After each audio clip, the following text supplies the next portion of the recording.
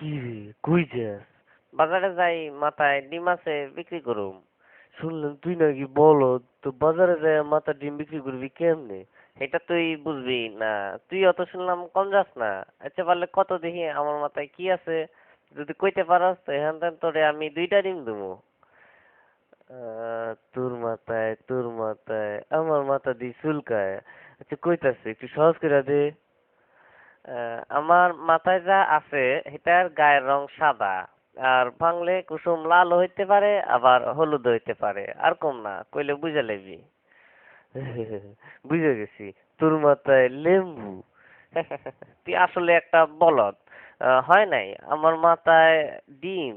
ইসিরে, এটা আমি সন্দেহ করছিলাম।